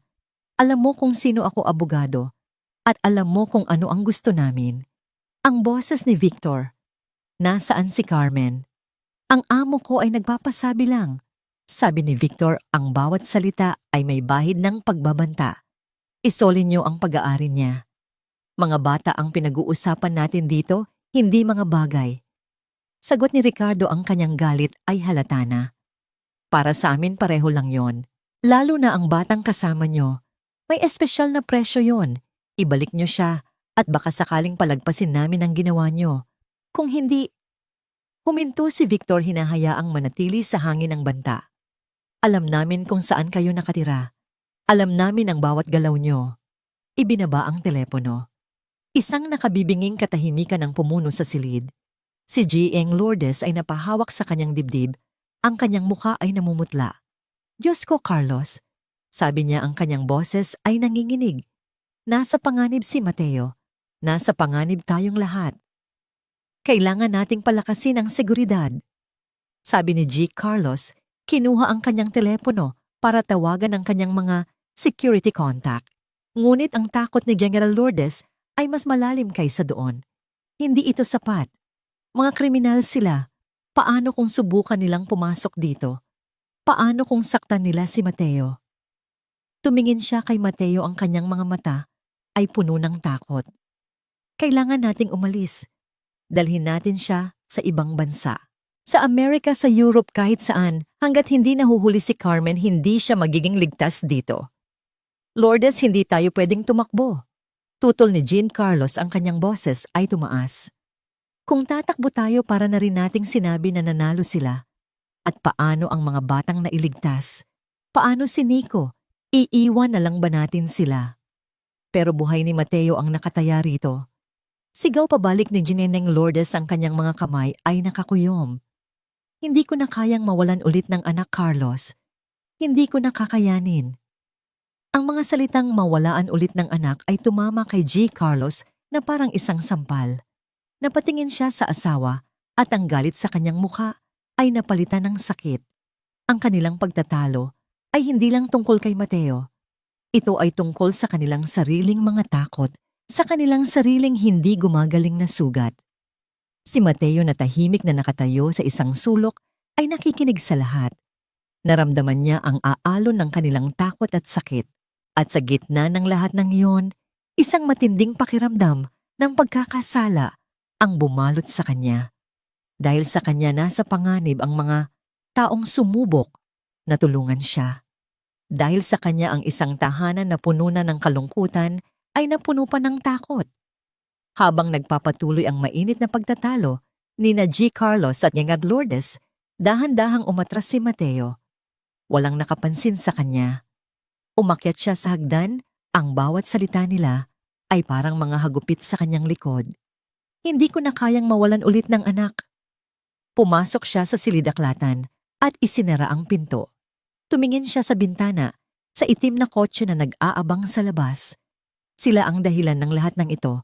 Si Carmen, si Victor. Hindi siya tatakbo. Hindi siya magiging dahilan para masira ang isang pamilya. At hinding-hindi niya iiwan si Nico. Umupo siya sa mesa at kumuha ng papel at panulat. Kailangan niyang mag-isip. Kung ang mga pulis ay hindi sapat, kung ang mga pader ng mansyon ay hindi sapat, kung ang pagtakbo ay hindi isang option, kung gayon isa na lang ang natitirang paraan. Kailangan nilang maunahan ang kalaban. Pinunit niya ang isang piraso ng mapa na nakuha niya mula sa bodega. Iginuhit niya ang mga posibleng ruta patungong Batangas. Inalala niya ang bawat detalye ng mga kwento tungkol sa mga farm, mga lugar na malayo sa kabihasnan kung saan walang makakarinig sa sigaw ng mga bata. Narinig niya ang pagkatok sa pinto. Si G. Carlos. Mateo, pwede ba tayong mag-usap? Binuksan ni Mateo ang pinto. Nakita ni G. Carlos ang determinasyon sa mukha ng bata, isang determinasyong hindi nababagay sa kanyang edad. Hindi po ako aalis. Sabi ni Mateo, ang kanyang boses ay matatag. At hindi po kayo kailangang mag-away. May plano po ako. Inilatag niya ang mapa sa mesa. Tumingin si G. Carlos sa mga guhit at mga tala na ginawa ng bata.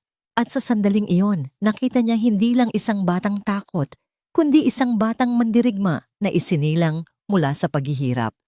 Sige, Mateo. Sabi ni G. Carlos, ang kanyang boses ay puno ng bagong paggalang. Pakinggan natin ang plano mo. Ang silid-aklatan ay naging isang war room. Sa gitna ng pag-aalala ni General Lourdes at ng seryosong pag-aaral ni na G. Carlos at Ricardo, ipinaliwanag ni Mateo ang kanyang plano. Hindi ito isang plano ng pagtakas, kundi isang plano ng pagsalakay. Hindi po natin sila hihintayin na kumilos. Sabi ni Mateo, ang kanyang maliit na daliri ay nakaturo sa isang partikular na lugar sa mapa ng Batangas. Sabi po ni Mia, isang farm, malaki malayo sa mga tao. May mga bodega raw po doon na dating ginagamit sa mga manok. Pero ngayon, hindi niya natapos ang sasabihin. Habang abala silang bantayan tayo dito sa Maynila, hindi nila inaasahan na tayo ang pupunta sa kanila. Patuloy niya, doon po sila mahina. Nagkatinginan sina Ricardo at G. Carlos. Ang plano ay mapangahas halos kabaliwan, ngunit meron itong luhika. Isang luhika na nagmula sa pag-iisip ng isang taong sanay na mabuhay sa panganib. Habang nag-uusap ang mga lalaki tungkol sa mga detalye, isa pang tao ang pumasok sa silid-aklatan. Si Geng Lourdes. Ang kanyang mga mata ay namumugto pa ngunit wala na ang takot sa kanyang mukha. Napalitan ito ng isang tahimik na katatagan. Kung pupunta kayo. Sabi niya, ang kanyang boses ay hindi na nanginginig. Hindi ninyo iiwan ang mga bata. Doon na gutom at nilalamig. Naglapag siya ng isang listahan sa mesa. Mga gamot-kumot, pagkain, malinis na damit. Inihahanda ko na. Iyon ang kanyang paraan ng pagsasabing sang-ayon siya. Iyon ang kanyang paraan ng pakikipaglaban. Tumingin si Mateo sa kanya at sa unang pagkakataon, isang tunay na ngiti ng pasasalamat ang gumuhit sa kanyang mga labi. Ang sumunod na 24 na oras ay isang mabilis na pagkilos. Ginamit ni G. Carlos ang kanyang mga koneksyon para makakuha ng aerial photos ng mga isolated na farm sa lugar na tinukoy ni Mia. Si Ricardo ay nakipag-ugnayan muli kay Major Santos, ngunit sa pagkakataong ito, ang operasyon ay mas lihim at mas maliit para maiwasan ang anumang impormasyon na makalabas. Isang partikular na hasyenda ang nakakuha ng kanilang pansin, Hacienda de la Sombra. Kilala bilang isang babuyan, ngunit ang mga satellite image ay nagpapakita ng kakaibang aktibidad sa mga lumang bodega na malayo sa pangunahing bahay. Nang gabi ng operasyon, bumuhos ang malakas na ulan na sinabayan ng matatalim na kidlat at kulog. Isang perpektong gabi para sa isang lihim na misyon. 3 sasakyan lang ang umalis mula sa likurang gate ng mansyon. Isang van na puno ng mga gamit na inihanda ni Geng Lourdes at 2 SUV na lulan ang isang piling grupo ng mga pinagkakatiwalaang pulis ni Major Santos, sina Ricardo G. Carlos at si Mateo. Tandaan mo, Mateo, sabi ni Major Santos, gabay ka lang. Ituturo mo ang daan at mananatili ka sa likod namin. Walang kabayanihan ngayong gabi. Ang misyon ay iligtas ang mga bata, hindi maging isa sa kanila. Tumango si Mateo, ngunit sa kanyang puso alam niyang gagawin niya ang lahat para mailabas si Nico. Ang hasyenda ay nasa dulo ng isang mahaba at maputik na daan na papaligiran ng matataas na puno.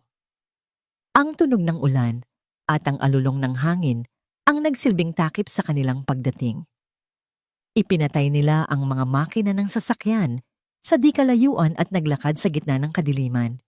Itinuro ni Mateo ang isang sirang bahagi ng bakod na nabanggit ni Mia, isang lihim na daanan na ginagamit ng mga trabahador. Dahan-dahan silang pumasok, ang kanilang mga paa ay lumulubog sa putik. Ang bodega ay nasa unahan nila, isang malaking itim na anino laban sa madilim na kalangitan. May 2 bantay na nakatayo sa labas ng pinto, sumisilong sa maliit na bubong. Hinati ni Major Santos ang kanyang grupo. Ang iba ay pumalibot habang siya at ang 3 pa kasama, sina Ricardo at G. Carlos, na nanatili sa likuran para sa seguridad ay dahan-dahang lumapit. Mabilis at tahimik ang kanilang pagkilos. Sa loob lang ng ilang segundo ang 2 bantay ay napatahimik ng hindi man lang nakasigaw. Maingat na binuksan ang malaking pinto ng bodega. Ang amoy sa loob ay masahol amoy ng dumipawis at kawalan ng pag-asa. Sa liwanag ng mga flashlight tumambad sa kanila ang isang nakapangingilabot na tanawin. 20 bata, nakakulong sa malalaking hawla na para sa mga hayop ang sahig ay lupa lamang. Ang mga bata ay nakatingin sa kanila, ang kanilang mga mata ay puno ng takot at pagkalito. Nico, bulong ni Mateo, at sa isang hawla sa pinakadulo, isang batang lalaki na sobrang payat at may mga sugat sa braso, ang dahan-dahang nag-angat ng ulo. Ngunit bago pa man sila makakilos, isang boses ang pumunit sa katahimikan. Akala nyo maloloko nyo kami. Mula sa isang opisina sa itaas lumabas si Victor, may hawak na baril na nakatutok sa kanila. Sa likod niya ay may 4 pang armadong lalaki, isang patibong. Ibinaba nyo ang mga baril nyo, utos ni Victor, o uunahin ko ang batang ito. Kinaladkad niya ang isang maliit na batang babae at itinutok ang baril sa ulo nito. Agad na itinaas ng mga pulis ang kanilang mga kamay. Napakagaling, sabi ni Victor na may ngisi. Ang abogado ang milyonaryo at ang maliit na daga. Kumpleto ang pamilya. Tumingin siya kay Mateo. Ikaw, dahil sa'yo nasira ang lahat. Pero okay lang, mas malaki ang ibabayad sa akin para sa ulo mo. Habang nagsasalita si Victor, ang mga mata ni Mateo ay hindi sa kanya nakatingin, kundi sa isang bagay sa likod niya, isang malaking kadena na nakasabit sa isang pulley system, ginagamit para buhatin ang mga sako ng pagkain ng hayop. Ang dulo ng kadena ay nakasabit malapit sa rehas ng hagdanan. Nagkaroon ng ideya si Mateo. Isang desperadong ideya. Hindi po ako ang may kasalanan. Sigaw ni Mateo ginagawang pambata at nanginginig ang kanyang boses para makuha ang atensyon ni Victor. Sige nang Carmen, niloko niya tayong lahat. Natawa si Victor. Huwag mo akong daanin sa drama mo, bata. Habang nakatuon ang pansin ni Victor kay Mateo, dahan-dahang gumawa ng senya si Mateo kay G. Carlos, itinuturo ang kadena. Naunawaan agad ni G. Carlos. Ano bang gusto mo, Victor? Tanong ni G. Carlos, inilalayo ang atensyon kay Mateo. Pera? Pwede nating pag-usapan yan. Sa sandaling iyon ng pagkakataon, kumilos si Mateo. Mabilis siyang tumakbo patungo sa gilid ng bodega, papalayo sa grupo. Hoy! Sigaw ni Victor automatikong itinutok ang baril kay Mateo. Ngunit sa parehong sandali si Ricardo, na nasa kabilang panig, ay biglang itinulak ang isang tumpok ng mga bakal na bariles. Gumawa ito ng isang nakabibinging ingay sapat na para magambala ang ibang mga tauhan. Kasabay nito si G. Carlos ay tumakbo patungo sa pulley. Hinila niya ang lever. Ang mabigat na kadena ay biglang bumagsak mula sa itaas. Hindi nito tinamaan si Victor ngunit tumama ito sa rehas ng hagdanan na kinatatayuan niya. Ang kinakalawang na metal ay bumigay. Nawala ng balanse si Victor at nahulog siya mula sa itaas bumagsak sa tumpok ng mga sako sa ibaba. Ang baril ay tumalsik mula sa kanyang kamay. Ngayon na, sigaw ni Major Santos. Nagsimula ang kaguluhan. Nagpaputok ang mga tauhan ni Victor. Sumagot ng putok ang mga pulis. Sa gitna ng putukan tumakbo si Mateo, hindi alintana ang panganib. Nico, sinira niya ang kandado ng hawla. Gamit ang isang bakal na nakuha niya sa sahig, hinila niya palabas ang kanyang kaibigan. Mateo, dumating ka. Sabi ni Nico, halos hindi makapagsalita, sa sobrang panghihina. Sinabi ko sa'yo, di ba? Sagot ni Mateo hinahawakan ang balikat nito. Tayo na. Habang inaalalayan niya si Nico, isang tauhan ang humarang sa kanilang daan. Itinutok nito ang baril sa kanila. Napapikit si Mateo hinihintay ang putok, ngunit ang putok ay hindi dumating. Sa halip isang malakas na kalabog ang narinig niya. Nang buksan niya ang kanyang mga mata, nakita niya si Ricardo na nakatayo sa likod ng lalaki, hawak ang isang makapal na kahoy, ang lalaki ay walang malay sa sahig. Isang bala ang dumaplis sa braso ng abogado, ngunit hindi niya ito ininda. Wala nang mag-aaksaya ng oras. Sigaw ni Ricardo. Mabilis na natapos ang labanan. Ang mga tauhan ni Victor na hindi sanay sa organisadong pagsalakay ay mabilis na sumuko. Habang iginagapos ng mga pulis, ang mga nahuli ni yakap ni Mateo si Nico. Ang payat na katawan ng kanyang kaibigan ay nanginginig. Akala ko iiwan mo na ako. Hikbi ni Nico. Hindi kailanman, sagot ni Mateo. Lumabas sila ng bodega, pabalik sa malakas na ulan. Sa pagkakataong ito ang ulan ay parang isang paglilinis. Ligtas na ang mga bata. Ngunit habang papalapit sila sa kanilang mga sasakyan, isang anino ang biglang gumalaw mula sa kakahuyan. Isang putok ng baril ang umalingaw-ngaw mas malakas kaysa sa kulog. Carlos. Sigaw ni Gengina Lourdes na lumabas mula sa van. Lahat sila ay napalingon. Nakita nila si Gia Carlos na napaluhod hawak ang kanyang tagiliran. Sa di kalayuan sa gilid ng gubat isang anino, ang mabilis na tumakbo palayo at nawala sa dilim. Si Carmen, nakatakas siya. Lumipas ang 3 buwan. Ang sugat ni G. Carlos mula sa pagkakabaril ay naghilom na nag-iwan ng peklat na nagsisilbing permanenteng paalala ng gabing iyon sa Batangas. Ngunit ang mas malalim na sugat ay yaong hindi nakikita ang takot na dulot ng pagkatakas ni Carmen. Sa loob ng 3 buwan ang pamilya De La Cruz at si Mateo ay namuhay sa ilalim ng mahigpit na seguridad. Ang kanilang mansyon ay naging isang ginintuang kulungan. Ngunit hindi sila tumigil. Ang testimonya ng 20 batang nailigtas mula sa hasyenda kasama ang naunang 15 mula sa bodega ay nagbigay sa mga awtoridad ng sapat na ebidensya para tukuyin ang buong lawak ng operasyon ni Carmen. Ang kanyang network ay parang isang pugita na ang mga galamay ay umabot sa iba't ibang sulok ng bansa. Isang umaga dumating ang balitang hinihintay ng lahat. Nahuli si Carmen. Natuntun siya sa isang maliit na daungan sa Mindanao, nagtatangkang tumakas papuntang ibang bansa, gamit ang pekeng pasaporte. Ang paglilitis na sumunod ay naging pambansang balita. Tinawag itong Trial of the Decade. Ang korte ay laging puno ng mga mamamahayag mga pamilya, ng mga batang nawawala, at mga ordinaryong mamamayan na nagagalit sa mga krimeng nabunyag. Si Carmen, kasama ang naarestong si Victor, at ang iba pa niyang mga kasabwat ay nakaupo sa hanay ng mga akusado. Ang kanyang mukha ay isang maskara ng pagwawalang bahala. Si Mateo ang star witness. Nang araw na siya ay tumestigo, ang buong silid ay nababalot ng tensyon. Nakaupo siya sa witness stand. Ang kanyang maliit na katawan ay tila nilalamon ng malaking upuan. Sa kanyang tabi ay si Ricardo Santos at sa hanay ng manonood ay sina G at Janger de la Cruz kasama si Nico na medyo malusog na ngayon. Mateo, simula ng piskal, maaari mo bang isalaysay sa korteng ito kung paano ang buhay sa Bahay Pag-asa? Sa isang boses na kalmado at matatag ikinuwento ni Mateo ang lahat. Ang gutom, ang takot, ang mga parusa. Ang mga batang bigla na lang nawawala. At ang gabi, kung kailan nakita niya ang pagbebenta sa kanyang pinakamatalik na kaibigan. Habang nagsasalita siya, hindi niya tinitingnan ang piskal o ang hukom. Ang kanyang mga mata ay nakatutok kay Carmen. Nang turn na ng abogado ni Carmen para magtanong, sinubukan nitong sirain ang kredibilidad ni Mateo. Isang 10 taong gulang na bata. Sabi ng abogado sa mapanguyam na tono, sino ang makapagsasabi na hindi ito isang kwentong gawa-gawa lamang?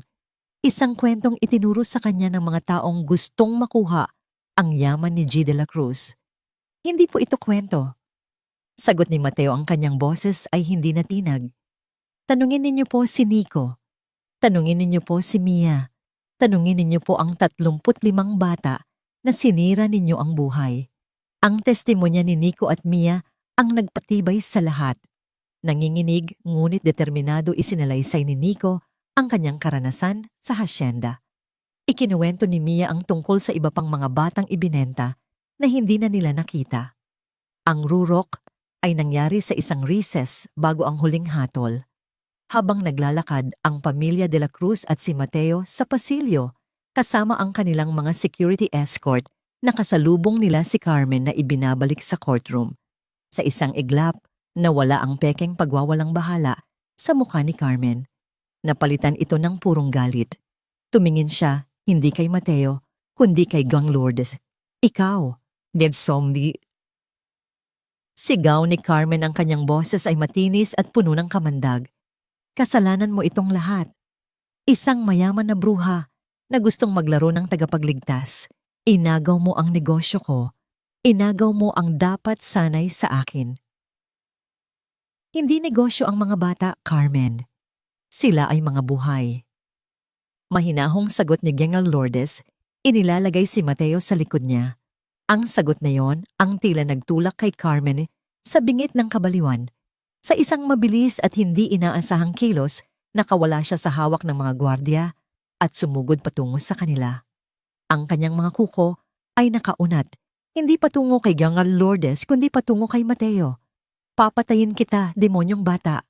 Bago pa man makakilos ang mga security, isang bagay na mas mabilis ang humarang.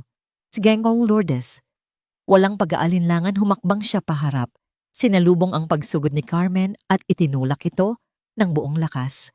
Ang pagtulak ay hindi lang isang depensa. Ito ay isang deklarasyon. Isang deklarasyon ng isang ina na pinoprotektahan ang kanyang anak. Huwag mong sasaktan ang anak ko. Ang sigaw ni General Lourdes ay umalingaw-ngaw sa buong pasilyo, mas malakas at mas nakakatakot kaysa sa anumang sigaw ni Carmen. Ang lakas ng kanyang tulak ay nagpatalsik kay Carmen na bumagsak sa sahig.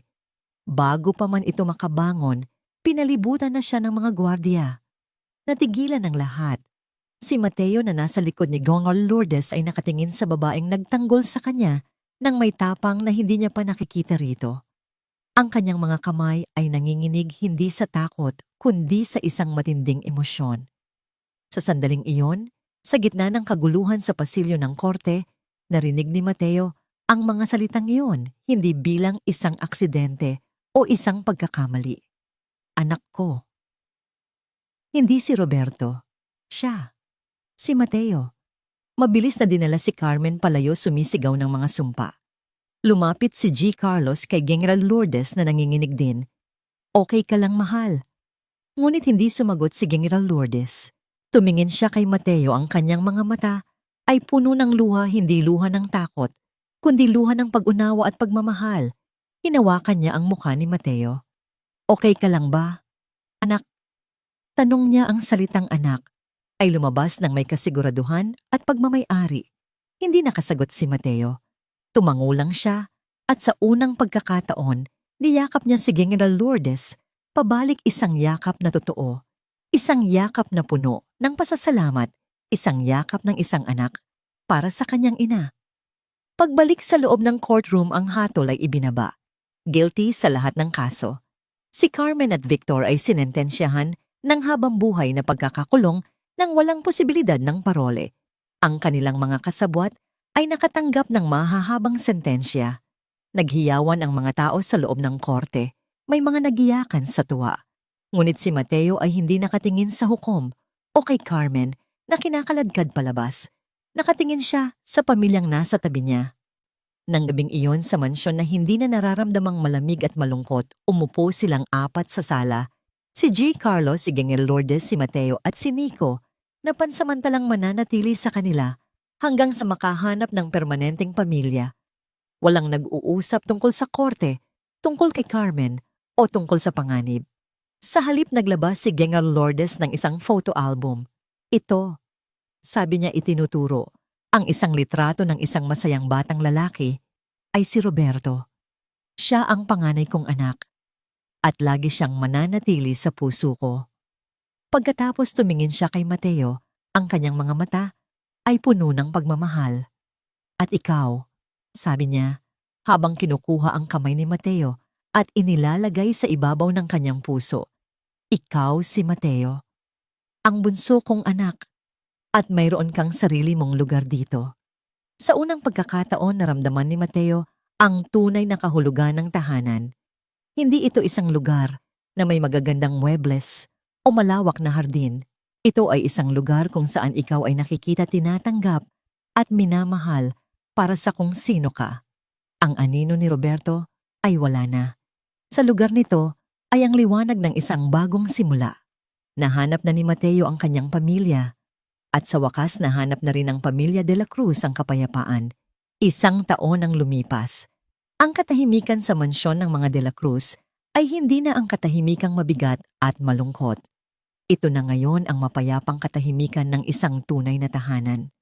Ang mga pasilyo ay napupuno na ng tunog ng tawanan, ng mga yabag, ng mga batang naghahabulan, at paminsan-minsan ng malamyos na tugtog ng piano, hindi na ang mga malulungkot na kanta ni Roberto, kundi ang mga masisiglang himig na tinutugtog ni na Mateo at Nico.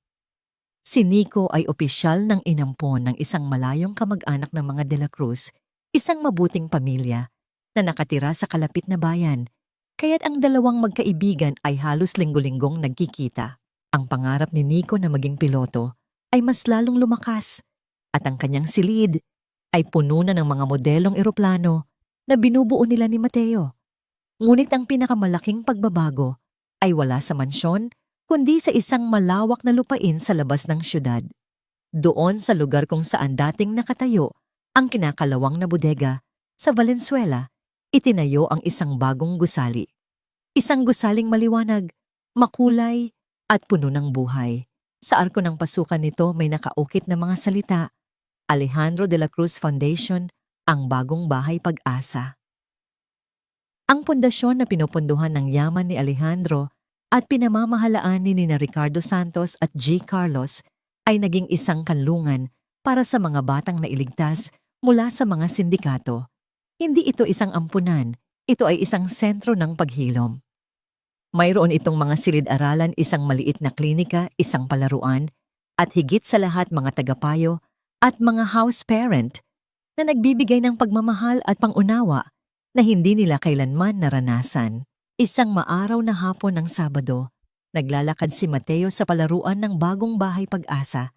Kasama si G. Carlos, hindi na sila nag-uusap bilang isang milyonaryo at isang ulila, kundi bilang mag-ama, pinag-aaralan ang mga plano para sa isang bagong dormitoryo. Tay pagingahambom mo, Samo? Sabi ni Mateo ang salitang natural nang lumalabas sa kanyang bibig. Sa tingin ko po, kailangan natin ng mas malaking librarya. Noong isang araw po, nakita ko si Ana na nagbabasa sa hagdanan kasi puno na po sa loob. Ngumiti si G. Carlos at inakbayan ng kanyang anak. Magandang ideya yan, anak. Isasama natin sa plano.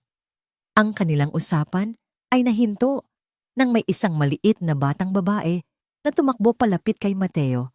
May hawak na isang piraso ng papel. Kuya Mateo, tignan mo po. Nakakuha ako ng star sa drawing ko. Wow, ang galing mo naman, Fina. Sabi ni Mateo yumuko para maging kapantay ng bata. Ano yang dinrawing mo? Pamilya po. Sagot ng bata itinuturo ang mga figura na iginuhit ng Crayola. Ito po si Nanay Rose, ang bago ko pong nanay. At ito po, kayo. Tinitigan ni Mateo ang drawing. Isang stick figure na may malaking nawangiti na katayo sa tabi ng isang babae. Isang matinding emosyon ang bumalot sa kanya. Si Fina ay isa sa mga huling batang nailigtas ng pundasyon mula sa isang maliit at ilegal na ampunan. Noong isang linggo lang, natagpuan siya ng kanyang bagong pamilyang mag-aampon. Salamat, Fina. Sabi ni Mateo, ang kanyang boses ay bahagyang nanginginig. Ingatan mo yan, ha? Tumango ang bata at masayang tumakbo pabalik sa kanyang mga kalaro. Nang gabing iyon, may isang maliit na selebrasyon sa mansyon. Ito ang unang anibersaryo ng pagkakatatag ng pundasyon. Naroon si Ricardo, si Major Santos, si Nico, at ang bago nitong pamilya, at si Mia na ngayon ay isang masayahing teenager na nangangarap maging isang social worker para makatulong sa mga batang tulad niya. Habang naghahapunan sila sa mahabang mesa na dati puno ng tensyon ngayon ay puno ng kwentuhan at halakhakan, kinuha ni Gonral Lourdes ang isang kahon. Para sa iyo ito, Mateo. Sabi niya iniaabot ito sa kakanya. Binuksan ito ni Mateo. Sa loob ay isang leather-bound na journal at isang mamahaling pluma. Naisip namin ng tatay mo. Paliwanag ni Gonral Lourdes na napakarami mo ng kwento. Panahon na para isulat mo ang sarili mong istorya. Napatingin si Mateo sa kanyang ina, pagkatapos ay sa kanyang ama. Ang kanilang mga ngiti ay puno ng pagmamahal at pagmamalaki. Kinuha niya ang journal. Mamaya bago matulog umupo si Mateo sa tabi ng bintana sa kanyang silid. Ang silid na hindi na kwarto ni Roberto, kundi ang sarili na niyang kwarto, puno ng kanyang mga libro, mga tropeo, mula sa mga sinalihan niyang quiz bee sa eskwelahan at mga litrato nila ng kanyang bagong pamilya. Binuksan niya ang journal sa unang pahina. Sa ilalim ng sinag ng buwan, nagsimula siyang magsulat. Ang pangalan ko ay Mateo de la Cruz. Dati ang aking mundo ay kasing liit lang ng isang madilim na dormitoryo at ang takot sa bawat paglubog ng araw. Ngayon, ang aking mundo ay kasing lawak ng mga pangarap ng bawat batang aming natutulungan. Natagpuan ko ang isang kanlungan sa ilalim ng lupa, sa loob ng isang kotseng puno ng mga alaala ng ibang tao. Ngunit ang natagpuan ko pala talaga ay hindi isang lugar, kundi isang ideya na ang pamana ay hindi tungkol sa perang iniiwan mo, kundi sa pag-asang itinatanim mo sa puso ng iba.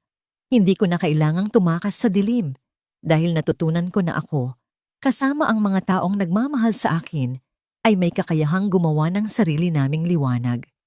Tumingin siya sa labas sa mga ilaw ng syudad sa di kalayuan. Sa isang lugar doon, may mga bata pa ring nangangailangan ng tulong, mga batang naghihintay na matagpuan. Ang laban ay hindi pa tapos. Marahil ay hindi ito matatapos kailanman. Ngunit hindi na siya natatakot. Isinara niya ang journal. Sa ibaba, narinig niya ang mahinang tawag ni General Lourdes. Mateo, anak, may mainit na tsokolate dito. Pababa na po, Nay. Sigaw niya pabalik. Bumaba siya sa hagdan, hindi na isang ulilang tumatakas, kundi isang anak na umuuwi. Hindi na siya isang biktima na naging tagapagligtas. Siya ay si Mateo, isang bata na natagpuan ang kanyang pamilya, ang kanyang layunin at ang kanyang tahanan. Ang isang trahedya ay naging isang pinagmumulan ng pag-asa. Ang isang kanlungan ay naging isang pundasyon. At ang isang batang umiyak sa loob ng isang nakabaon na kotse ay natutulog na ngayon, gabi-gabi, na may ngiti sa kanyang mga labi. Alam na ang bukas ay laging may dalang bagong pagkakataon, hindi lang para sa kanya, kundi para sa lahat ng mga batang bibigyan nila ng tunay na bahay pag-asa.